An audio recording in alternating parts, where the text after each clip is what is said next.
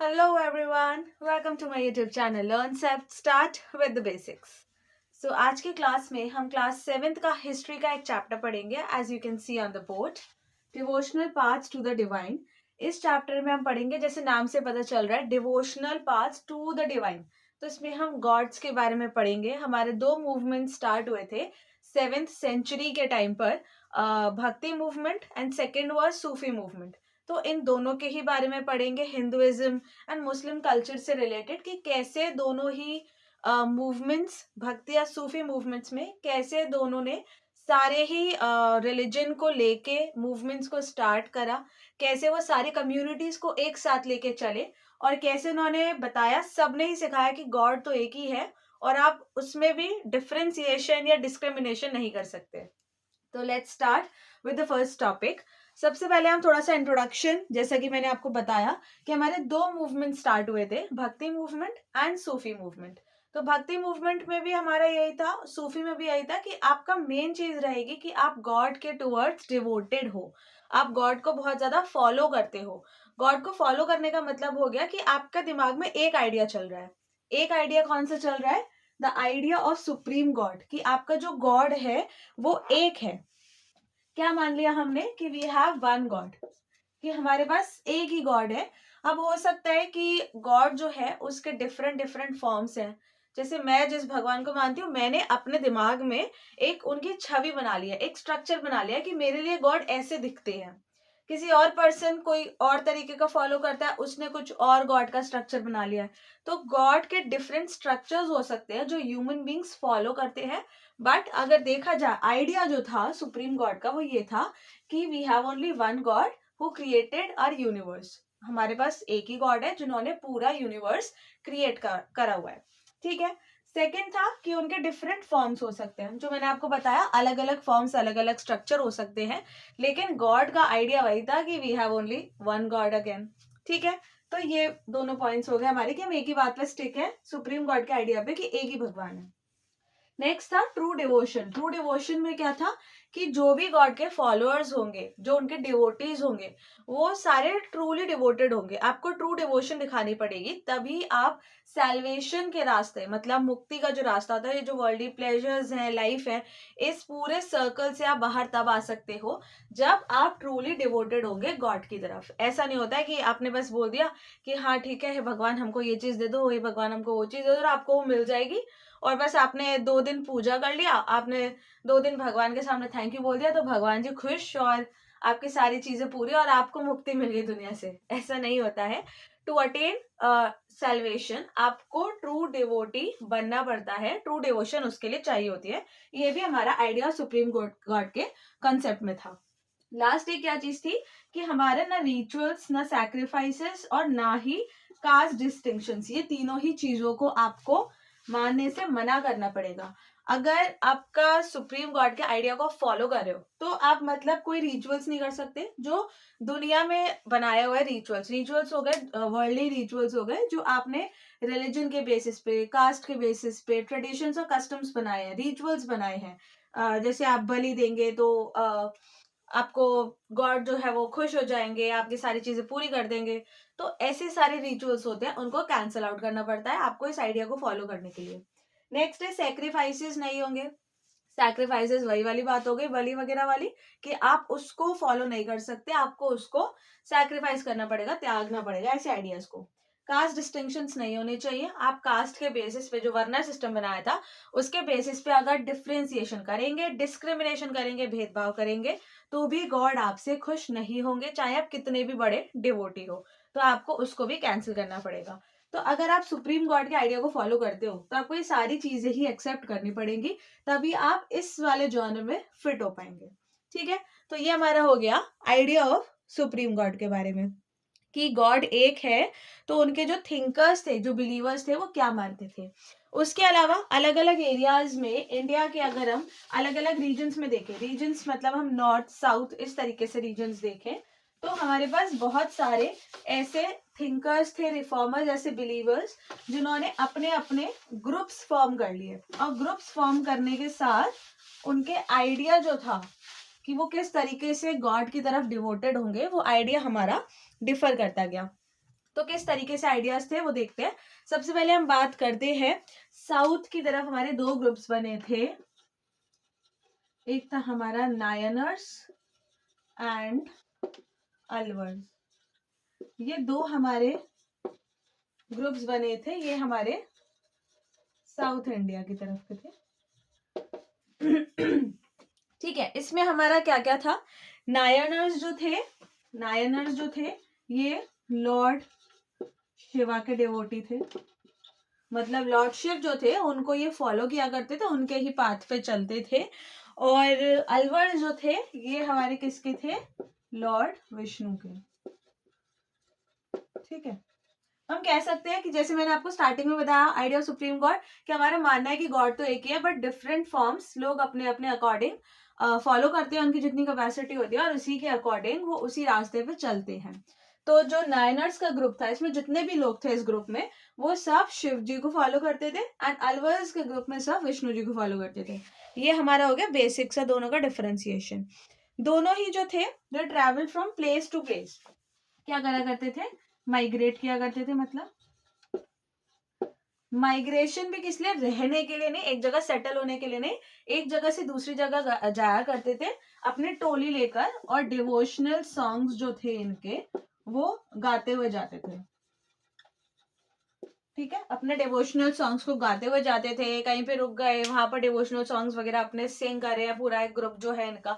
क्यों करते थे, ताकि इनका जो मूवमेंट है भक्ति वाला मूवमेंट वो स्प्रेड हो सके, लोगों को भी इनके बारे में नॉलेज हो और ज्यादा इनके डिवोटीज जो है वो ऐड हो जाए, इनके जो भी गॉड को ये फॉलो कर रहे हैं उनके प्रति। ठीक है, ज्यादातर ये लोग तमिल लैंग्वेज में सिंग किया करते थे, गाना गाया करते थे। तो लैंग्वेज जो थी वो तमिल हो गई, ये गानों के लिए जो गाने गाते थे ज्यादातर तमिल लैंग्वेज में गाया करते थे। उसके अलावा इन्होंने भी बाकियों की तरह रिजेक्टेड कास्ट सिस्टम, एक तो कास्ट सिस्टम को रिजेक्ट करा इन्होंने, रिचुअल्स को रिजेक्ट करा, सैक्रिफाइसेस को रिजेक्ट करा, और उसके अलावा इन्होंने फोकस करा लव ऑफ गॉड पे। ज्यादातर जितने भी आप ग्रुप्स पढ़ोगे इसमें उनका सबका कास्ट डिस्टिंक्शन को उन्होंने करा है, रिजेक्ट करा है, और अपना प्यार जो है गॉड के प्रति वो एक्सप्रेस करने के लिए या तो गाने गाते थे, कम्युनिटीज वगैरह में ही चलते थे, एक जगह से दूसरी जगह माइग्रेट करते थे। ज्यादातर यही होता था कि वो अपने मूवमेंट को स्प्रेड करने की कोशिश कर रहे हैं, डिवोशन को फैलाने की कोशिश कर रहे हैं। ठीक है, तो ये हो गया हमारा साउथ में जो भक्ति मूवमेंट स्टार्ट करे थे, तो ग्रुप्स ने नायनर्स और अलवर्स, लॉर्ड शिवा के, लॉर्ड विष्णु के, और दोनों ही मोस्टली तमिल लैंग्वेज में ही गाना गाया करते थे, एक जगह से दूसरी जगह जाते थे। उसके अलावा इन्होंने कास्ट सिस्टम और जो वर्ल्डली चीजें थी उन सबको रिजेक्ट कर दिया था गॉड के प्रति अपना लव एक्सप्रेस करने के लिए। ठीक है, इसके अलावा हमारे और था, और भी बहुत सारे थिंकर्स एंड बिलीवर्स आए थे। इनके अलावा हमारे और कौन से बिलीवर्स थे, एक आपने सुना होगा संत रामानुज के बारे में, उसके अलावा शंकराचार्य भी थे। तो बहुत सारे और भी ऐसे बिलीवर्स वगैरह आए थे। सबसे पहले हम पढ़ते हैं, एक हमारे हो गए शंकराचार्य,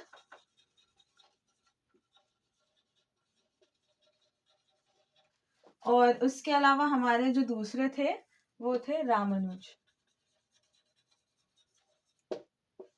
ठीक है, ये दो हमारे बिलीवर्स और थे जो बहुत ज्यादा भक्ति मूवमेंट को इन्होंने फैलाने की कोशिश करी थी। एक तो क्या था कि एक तो ये फिलोसफर्स भी थे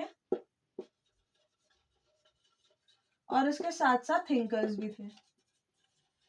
फिलोसफर्स का मतलब हो गया कि ये जो अपनी टीचिंग्स, अपना जो मूवमेंट वगैरह भक्ति मूवमेंट को फॉलो किया करते थे उसके साथ अपनी टीचिंग्स को भी स्प्रेड करते थे, लोगों तक ये बात भी पहुंचाते थे कि आप आइडियोलॉजीज के साथ या फिलोसफी के साथ कैसे भक्ति को स्प्रेड कर सकते हैं।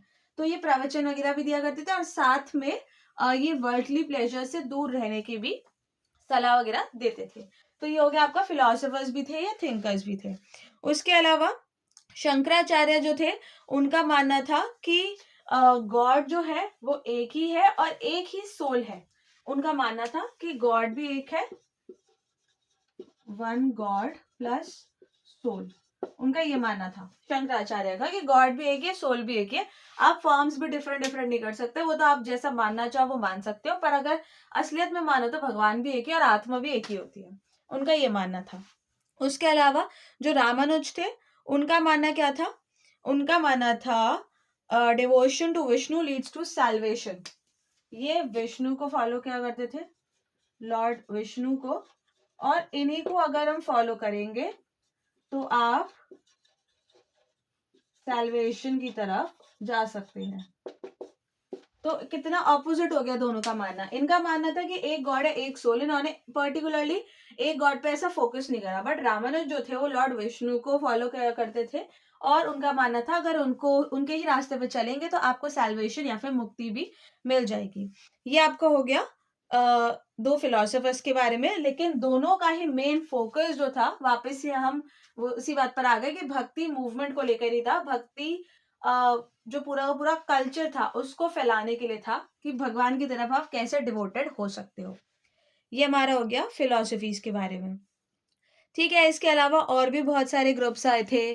कुछ महाराष्ट्र के ग्रुप्स थे, साउथ के आए थे, नॉर्थ के भी आए थे, संत कबीर भी आए थे।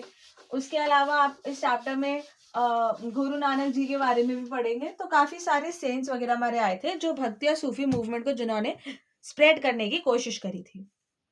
इसके अलावा अगर हम देखें तो हमारे थे महाराष्ट्र के भी कुछ सेंट्स आए थे।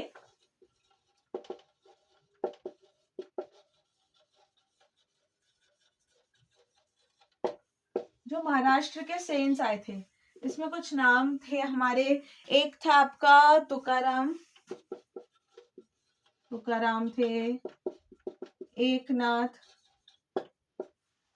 तुकाराम हो गए, एकनाथ हो गए, ये सब कहाँ के थे? महाराष्ट्र के। इसके अलावा नामदेव थे,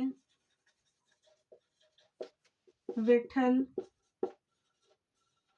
तो बहुत सारे ऐसे सेंट्स थे। इनके अलावा भी और भी बहुत सारे सेंट्स थे जो महाराष्ट्र रीजन से आए थे, और इन्होंने शुरुआत महाराष्ट्र के एरिया से ही करी भक्ति मूवमेंट को फैलाने की, इसलिए इनको सेंट्स ऑफ महाराष्ट्र भी बोला गया था। ये ज्यादातर लॉर्ड विष्णु को फॉलो किया करते थे। तो they worshipped Lord Vishnu, Lord Vishnu को फॉलो किया करते थे और उन्हीं के बताए रास्ते पे चलते थे। और इनके जो डिवोशनल सॉन्ग्स थे उनका नाम क्या था? अभंगास।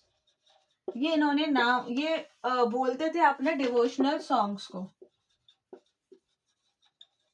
ठीक है, अपने अपने पहचान बनाने के लिए या अपने आप को बाकियों से डिफर करने के लिए लोग ऐसे नाम बना देते थे। तो उन्होंने भी अपने डिवोशनल सॉन्ग्स को नाम दिया था अभंगास, कि हम जो गाने गाएंगे उनको नाम दे दिया कि वो गाने नहीं है, अभंगास है। और ये भी किस पे फोकस किया करते थे? इक्वालिटी पे, सिंपल लिविंग पे, डिवोशन पे। इनका भी मानना था कि आप भगवान के प्रति डिवोटेड रहो, आप सिंपल एंड ऑनेस्ट लाइफ जियो, सादा जीवन उच्च विचार वाली।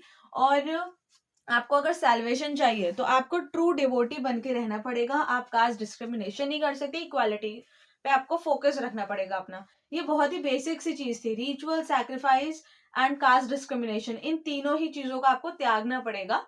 आप सब में बराबरी रखोगे तभी आपको सैल्वेशन मिलेगा, वरना आप इसी लाइफ के सर्कल में घूमते रहेंगे। ठीक है, ये हमारे थे महाराष्ट्र के सेंट। उसके अलावा और भी कुछ हमारे सेंट्स आए थे। जैसे आए थे हमारे बसावना थे, जो कि एक आपका हम कह सकते हैं कम्युनिटी थी, एक ग्रुप की तरह था। जैसे हमने शुरुआत में अभी एक ग्रुप पढ़ा था, ऐसे ही हमारा एक और ग्रुप था।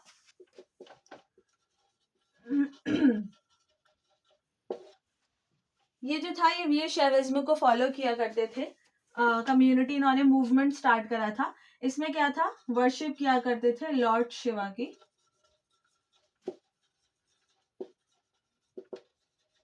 ठीक है, ये आप लिख देते हैं। इसमें शैविज्म आ गया तो याद रखना कि लॉर्ड शिवा को फॉलो किया करते थे। थोड़ा बहुत ऐसा कंफ्यूजन हो सकता है, लॉर्ड विष्णु को कौन फॉलो करता है, शिवा को कौन करता है, तो थोड़ा नाम के कंटेक्स्ट से याद रखने की कोशिश करिएगा, गलत नहीं लिखना है बिल्कुल भी। ठीक है, ये आपका कहाँ से शुरू हुआ था? कर्नाटका से स्टार्ट हुआ था।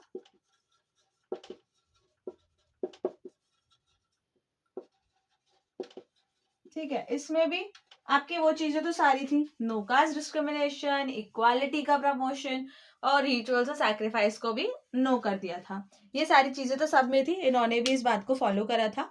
उसके अलावा इन्होंने आइडियल वर्शिप को भी रिजेक्ट करा था, rejected idol worship. Idol worship का मतलब हो गया कि एक ऐसा मूर्ति पे फोकस नहीं करेंगे कि आपने एक स्ट्रक्चर बना लिया अपने दिमाग में कि उसको फॉलो करेंगे हम, ऐसा नहीं था। आप लॉर्ड शिवा के जितने भी अवतार्स होंगे उन्होंने सबको अपना भगवान माना था। ये हो गया कि आप आइडल वर्शिपिंग पे फोकस नहीं कर रहे हो, आप सिर्फ उस पर्टिकुलरली गॉड को ही फोकस करके चल रहे हो। तो उन्होंने आइडल वर्शिप को भी मना कर दिया बिल्कुल। उसके अलावा इन्होंने एक चीज और करी थी कि इक्वालिटी सिर्फ इन्होंने रिलीजन या फिर सिर्फ कास्ट के बेसिस पर ही नहीं, बल्कि equality between main and women, इन्होंने इक्वालिटी मेन एंड वुमेन के भी बेसिस पर करी थी कि एक लेडी और एक आदमी में भी पूरा का पूरा इक्वालिटी बनी होनी चाहिए, एक सोसाइटी को इक्वल अगर बनाना है तो उन्होंने इस चीज को भी काफी एनकरेज करा था। ठीक है, तो इतना ही आज की क्लास में करते हैं। That's all for today's class. Next class में हम इसका जो रिमेनिंग टॉपिक्स है उसको कंप्लीट कर लेंगे। इसमें जितना भी हमने इस क्लास में पढ़ा आप सारा रीड करके रखिएगा, समझ लेना। किसी को कोई प्रॉब्लम हो तो आप कमेंट बॉक्स में मैसेज कर सकते हो। एंड हमारे ऑनलाइन बैचेस ऑलरेडी स्टार्ट हो चुके हैं, किसी को एनरोल करना है तो you can message in the comment section, हम उस बच्चे से डायरेक्टली कॉन्टेक्ट कर लेंगे। Till then bye bye, take care, keep studying.